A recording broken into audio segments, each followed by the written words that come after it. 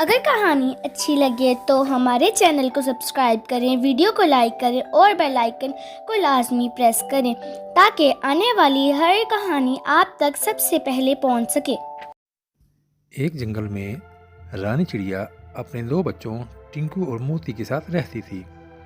रानी चिड़िया बहुत गरीब थी। वो सारा दिन मेहनत करके अपने बच्चों का पेट पालती थी। उसी जंगल में रानी चिड़िया के घर के करीब ही एक घर में किरण कव्वी अपने शौहर कालू कौवा और अपने बच्चे मुन्नू के साथ रहती थी। किरण कव्वी बहुत अमीर थी। उनका घर भी बहुत बड़ा और खूबसूरत था। उनके घर में सारा दिन मज़े मज़े के खाने बनते रहते थे। वो तीनों अपने बड़े से घर में बैठकर आराम से खाते पीते रहते थे। रमज़ान का महीना आ चुका था और रानी चिड़िया माह रमज़ान की तैयारियों में लगी रहती थी और दूसरी तरफ किरण कव्वी अपने बच्चे और शौहर के साथ अपने घर में सुकून और आराम से पड़ी रहती थी।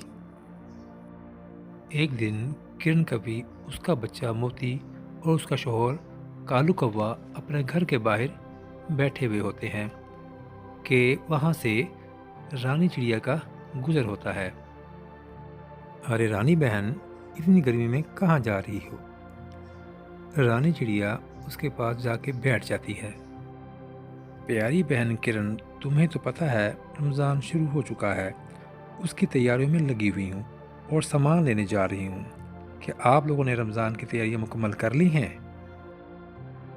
अरे मेरी बहन रानी, तुम्हें तो पता है हम घर का काम खुद कब करते हैं।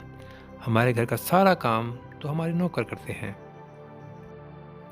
किरण बहन, आप ठीक कह रही हैं।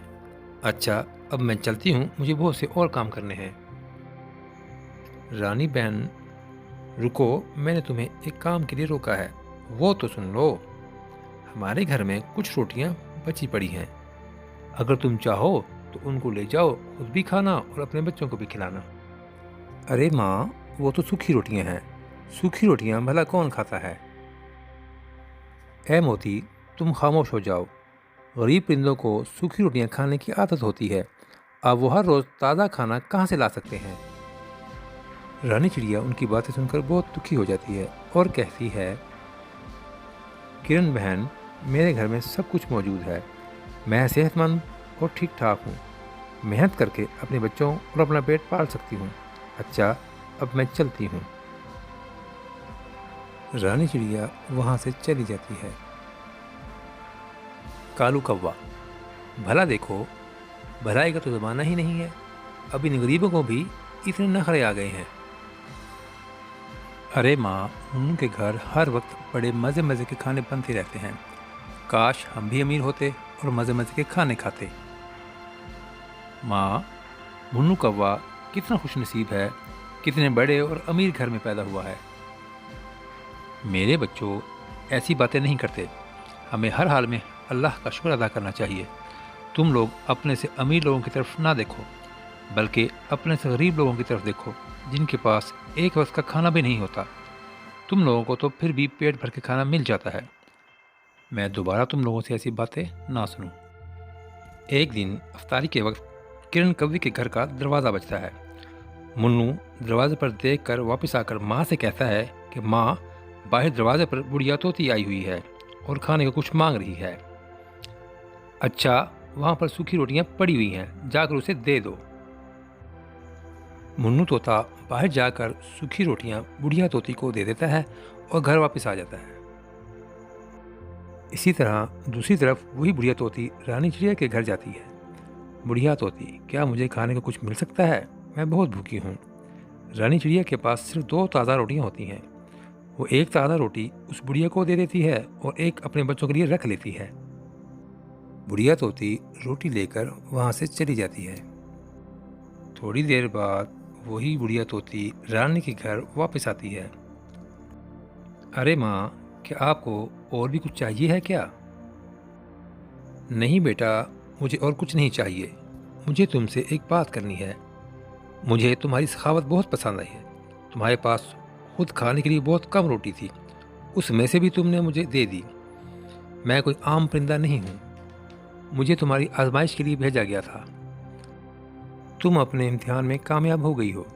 अब मेरे पास तुम्हारे लिए एक इनाम है। माँ जी, कैसा इनाम? दूर उस पहाड़ी के पीछे एक गार है, उसमें जाओ, तुम्हें गार के आखिरी कोने में एक चिराग मिलेगा। वो जादू का चिराग है। तुम उस चिराग को जो हुक्म दोगी वो तुम्हें दे देगा, लेकिन तुम उसे अपने घर में मत लेकर आना।